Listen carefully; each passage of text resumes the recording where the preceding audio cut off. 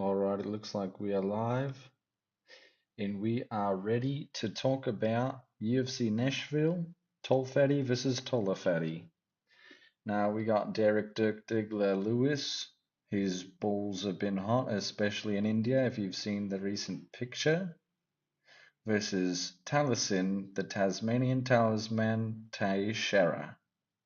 This is Glover's autistic nephew, I believe, if we're not mistaken. Might be another guy I'm thinking of. But this is going to be a banger by heavyweight division standards. I believe that the heavyweight division still hasn't seen a finish in 3 months or more. Might be pushing 4 months by now. But I believe this is going to change. I don't think that we are going to see a 5 round decision between these two opponents. Now, this is a special one because this is also for the title of the man with the worst tattoos in the UFC. I believe Teixeira is going to win that tattoo battle handedly. Now, let's get into this. I've been quite busy this week, and this card hasn't really pushed me to do a lot of digging around the bush, digging deep into their records or anything, so let's go through it together.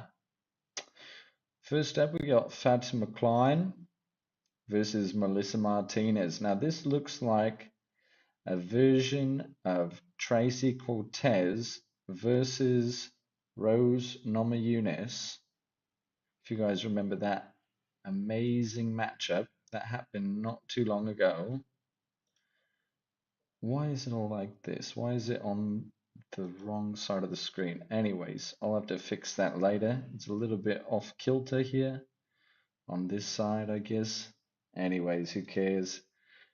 All right, so we got Fatima Klein versus Melissa Martinez. This one actually might be a banger. Fatima Klein and Melissa Martinez both have a few KOs between them. I believe Melissa has 5 KOs out of 8 fight wins. And Fatima Klein's got 3 out of 7. Both girls have lost one time before. They're still pretty early on in their careers. But I'm going to have to take Rose Namajunas over Tracy Cortez. We saw how their first fight went. I don't think the rematch is going to go any differently. And look at that. 1100 favorite, minus 1100 favorite. Wow, that's quite something. Anyways, we'll go to the next one. We got Mike Davis versus Mitch, the Night Stalker Ramirez, another fight stalker. Maybe the worst nickname ever. Why would you want your nickname to be about a serial killer and rapist? I'm not even sure about the law of the Night Stalker. He's got to have been a serial killer and a rapist. I don't even think I should be saying these words on YouTube. I'm sure I got shadow banned already. So, anyways, terrible nickname, Mike Davis. He hasn't fought twice in a calendar year in like 6 years. So this one's tough. But yeah, should be a good little scrap, hopefully.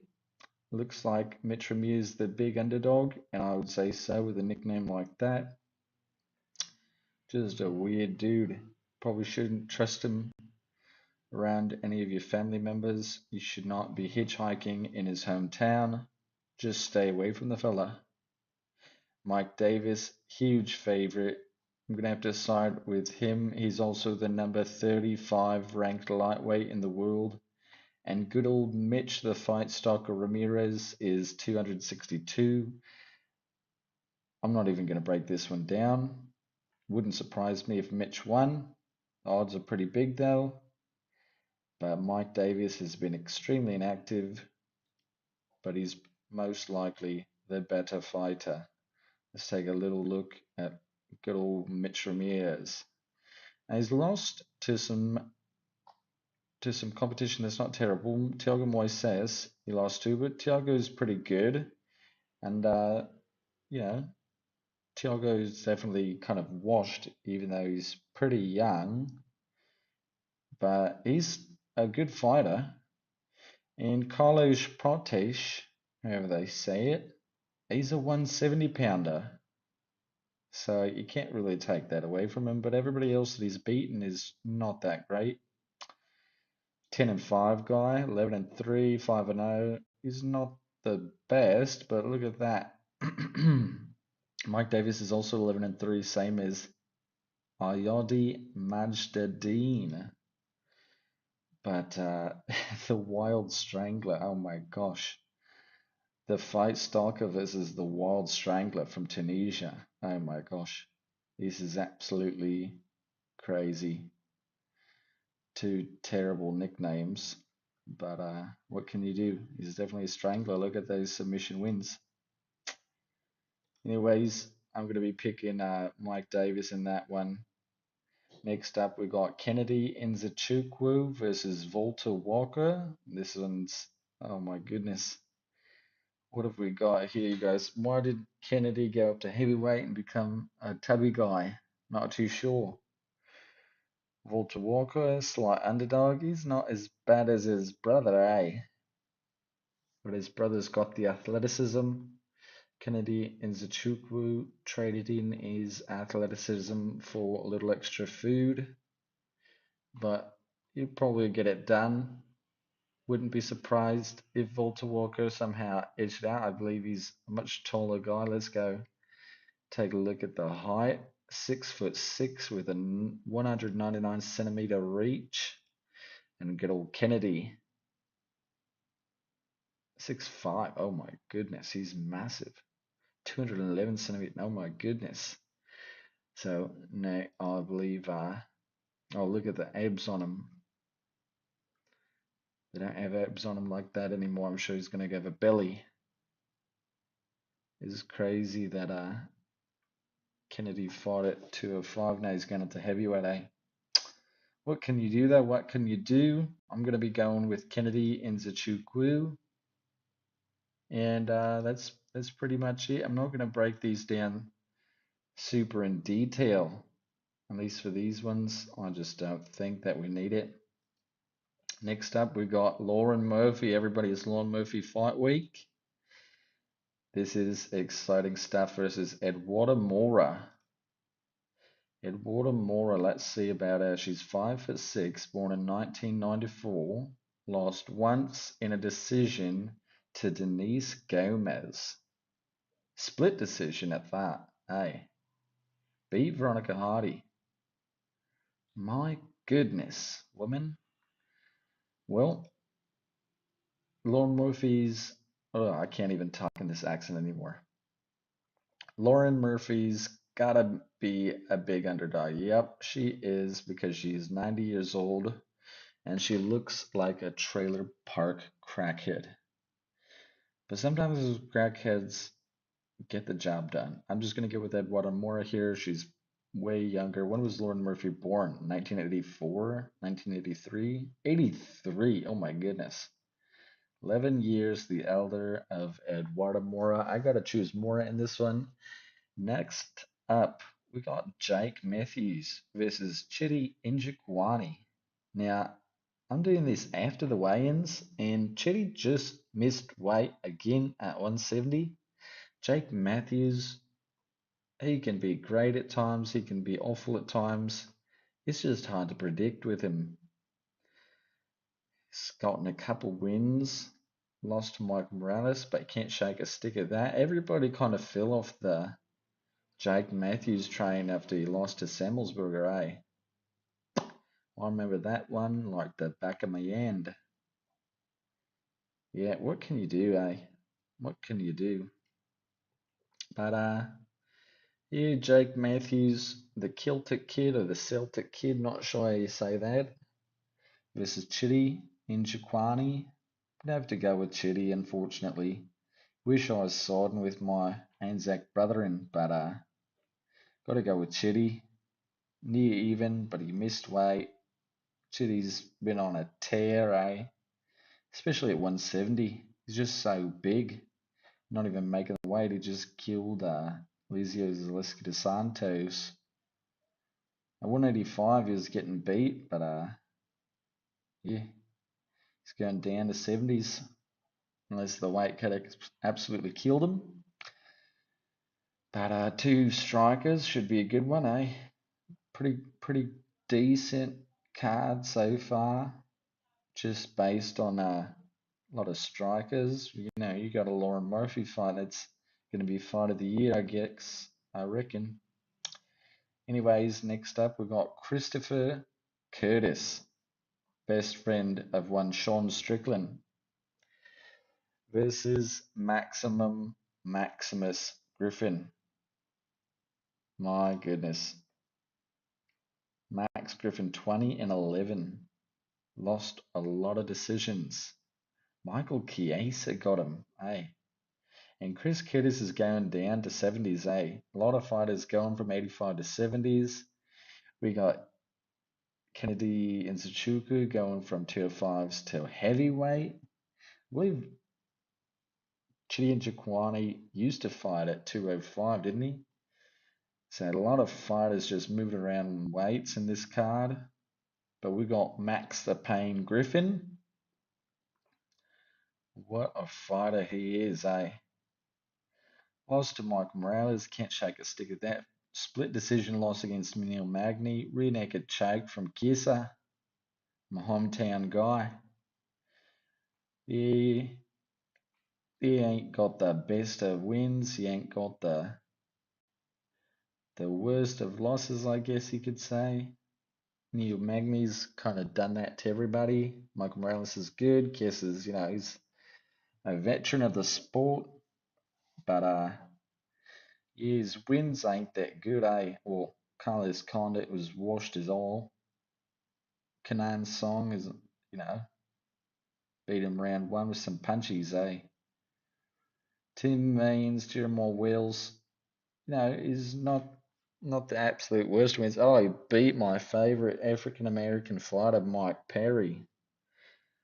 So if he can beat Black Mike, could he beat Chris Curtis? That's the question we're all asking ourselves, eh? Not too sure about that one, eh? Not too sure about that one, but I'm going to have to go with Christopher Curtis here. He's minus 310. My goodness. Yeah, I reckon he'll get it done, but you can't really trust Chris Curtis. He loses so many splitties. Look at that, double champ Chris Curtis. Head kick knockout to Kopylov. Brendan Allen by splitty. Mark Andre by splitty got the W. No contest to Nasadani. Wasn't that a head clash, eh? Was that a head clash or was that an eye poke? Ends in no contest. I can't remember that one. It was something. Lost. Got a no contest due to something or other. Anyways, yep. Christopher Curtis, great fighter. Loses a lot of close ones. Not even a lot of splitties, just two splitties. I thought it would be more. Didn't even lose one of them. But a lot of close fights. A lot of close fights. Sometimes he gets robbed. I'm going to go with Christopher Curtis in that one. I think they're trying to give him a good matchup at 70s. But it's going to be crazy. Seeing him at 70s, those boulder shoulders are going to be a little bit smaller, eh? Pebble shoulders. Let's go down to the next one up. Junior Taffa versus Tico Tucos. Now this one is main card material written all over it. Mr. Junior Taffa versus light heavyweight Tico Tucos. And I believe this is now a light heavyweight bout. Look at this guy, all slim and suave, eh? Man, he's looking good. The Juggernaut. 6-3 versus 10-5. Who is going to lose their record? What is that called? Batting 500, eh, or something like that. Not a big baseball guy, but you go in there, you win twice as many as you lose. That's all you can ask for, eh? With this one, I'm gonna have to side with good old Junior Toffa. I'm not even sure Chico Tacos is a real man. Like, I know he's male, but I'm not sure this is a real person. That looks like AI. I reckon they just got two AI fighters in there, eh? Where is he born? London, England? What on earth? Tuco Tacos from England? That's not even a real man. Next they're gonna have some dude named Tiki Taka Tucos fighting from Brisbane, Australia. But he's not a real person. I'm going with Junior Toffa. Next up, we got Vitor Petrino versus Austin Lane. I think I've picked all the favorites, eh? Favorite. No, yeah. Favorite. Near even. Favorite, favorite, favorite. Oh my goodness, and favorite. Yeah, I've picked all the favorites, eh? We'll see how it goes from here. Sometimes, you get the favorites, wouldn't it? Like 70% of the time, favorites win. So I'll probably get about 3 or 4 of these wrong.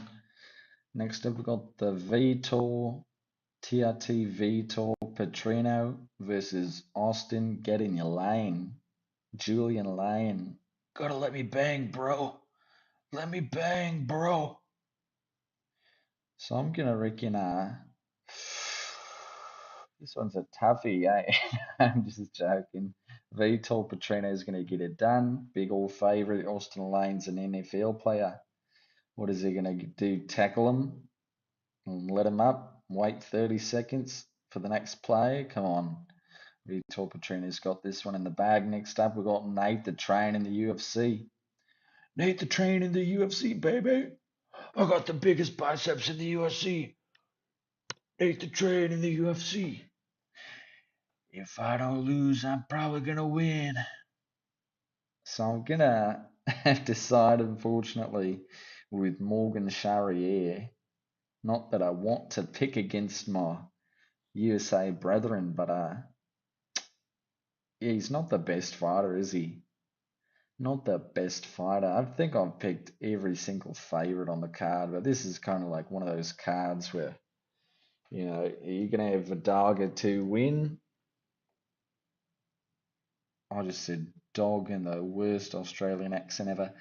You're going to have a dogger to win, but a lot of big favorites, and for a reason too. A lot of these guys are going to win pretty handedly. Now, there's a way for Nate to win. Morgan could guess, of course. But I don't see that happening. Morgan's much more talented striker, but Nate's he's got a little bit of power. He's got some cardio. He's got the will, the drive to win. He takes a lot of damage though, and it'll probably be a 29-28 decision for Morgan Charrier. Next up, Calvin Cater. Everybody keeps saying Calvin Qatar. It's Calvin Cater or Cater, as the Americans would say, those damn Yanks say. Calvin Cater versus Steve Garcia. Now, Calvin Cater, man, I don't reckon he's that good, eh? Now, I know he's good, but he's not that good. I don't like the cartel guys. I don't like New England cartel very much. Look at that record. Oh my gosh, eh? Since that Holloway beating, he's just been on an absolute tear in the wrong direction. Big thing that like got him all the hype was the old the old saying, what did he say to Jeremy Stevens? No, Jeremy Stevens said something to Conor McGregor. He said, "You TKO people, I knock them out cold," or something like that. And Mr. Calvin Cater ended up KO and Jeremy Stevens, you know. Jeremy Stevens. Yeah, what do you have to say to that? Beat Shane Burgos, say, but lost to Moicano. Not a bad loss. Lost to Zabit, not a bad loss. And then Zabit went and retired not too shortly after that, eh? But then I don't even know how he got the Max Holloway fight. Like, you won two fights in a row. Max is coming off the couple of losses to Volk. Then you fight Max Holloway after beating Dan Ige. Like, I don't know about that. It kind of ruined his career. Could he get the win? Yeah. Steve Garcia, man, he's a slugger. He's an absolute slugger. Look at that guy. He's the mean machine, that's for sure. 6 foot at featherweight, eh? What's Calvin Cater? He's got to be pretty tall too, 5'11". He's 5'11". Look at this win streak though, eh? Definitely isn't beaten the best of guys, but beat Melchizel Costa, Melchizel Costa, Sholan Niedenbeke, the old dude that killed that one guy to win some bets for him. Marshante, why do you get all the dudes with the weird names, eh? He gets the Marshante, gets the Nerdenbacke, gets the Melchizel. Does he have any other weird? Chepe Mariscal, that's a weird name too, eh? He fights all. Tercio's not a terrible name. Ken Moy, yeah, he fights dudes with weird names. Almost fought a Hedzovich, but Steve Garcia beat Chase Hooper, beat Nerdenbacke, beat Melchizel Costa, beat Sangwoo Choi, Kyle Nielsen, the monster. See, I reckon was going to fight Edson Barboza, but Barboza pulled out. I reckon he's probably going to get the win here over Calvin Cater. They're just going in opposite directions. Let's see the betting odds. Now, these are just me picks. These are just me picks. These ain't even the odds taken into consideration, but at plus 115, no, I wouldn't take Cater in that one. Sure, he's fought the better competition. I mean, I can't even speak, but sure, he's fought the better competition, but yeah, I don't know. I think the odds, I don't know, maybe the bookies know something. Maybe I should be picking Cater here. Whew. Let's see about that one. I might switch my pick for now. I'm going to say Steve Garcia, but in about a couple of minutes, I might come back around on that because I think I've got to pick at least one dog on the card. If you don't pick at least a dog or two, it's not even really a picks, is it? Next up, we've got Gabriel Bonfim. Well, this one actually, I don't know. Stephen Thompson versus Gabriel Bonfim. Now, Bonfim, good fighter, real good, well-rounded fighter. Look at that, it's not well-rounded at all. But I believe he's a pretty good, well-rounded fighter. His brother's really good at the striking game. This dude's really good at the jiu-jitsu.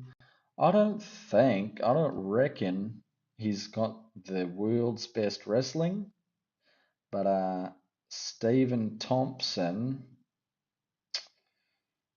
was kind of piecing up Buckley. He's not the best wrestler. Sure, Buckley was getting some takedowns, but he was kind of winning that fight against Baxter. Now, if Buckley fought Gabriel Bonfim, I'd probably pick Baxter in that one, eh? Now, do I think that Bonfim is going to one punch KO Steven? Probably not, eh? He's definitely not on the level of these guys. Look at this. Baxter, Shavi Cots. Man, I gotta stop with this Australian accent. Buckley, Shavkat, Bilal Muhammad, Gilbert Burns, And then sure he got a couple losses down here, Pettis with the pulling it out of his ass. Superman punch off the cage. Or was that one off the cage? Was that somebody else? It was, I think that was off the cage, right? And good fights with Woodley. Darren Till, of course. Got a decision. Got a decision. Look at that. Matt Brown beat him. I don't even think I've seen that fight. 2012. Beat Robbie Witts. Beat Robbie Whitaker. Do I think that Gabriel Bonfirm's on the level of wrestling of these four gentlemen? Probably, probably not. Apart from Buckley's, probably got. I don't know. I'd say Buckley's maybe got around the same level of wrestling, and so if you got the same level of wrestling as Bonfirm, I don't know. This is toughy. His jiu-jitsu is great, eh? But like Chaos Williams, that guy could get taken down by a little baby Roo, eh? He lost to Nicholas Dolby. He got stopped by Dolby. Trevin Giles not even in the UFC anymore. Munir Aziz. I don't think I can pick this guy, eh? 6'1". Good old Stephen Thompson, 6 foot. But he's not bad. Like Stephen Thompson's not washed, but yeah, it's kind of hard to pick him. I'm gonna go Stephen Thompson at a plus 300 underdog. I got the underdog on the card. I don't want to pick Cater, eh? I believe a lot more in Thompson than I do in Cater. And look at the odds. Cater's a plus 115. Thompson's plus 300. And sure, Thompson's 49 years old, 75 years old, whatever he is. But he looks like he's, those guys that get grey hair when they're like 30, 31. He looks like one of those fellas, eh? And he eats clean. He never drinks, I don't think, apart from maybe a sip of the old Applejack with his pops. Little moonshine. Little shine in you. Get a little shine in you with popcorn Sutton. I'm gonna head into the hills of Appalachia and get me some popcorn Sutton shine. Yeah, I reckon Stephen Thompson's gonna get this one by decision. I could even see a stoppage. Stephen Thompson hits hard. He just whooped up on Kevin Holland.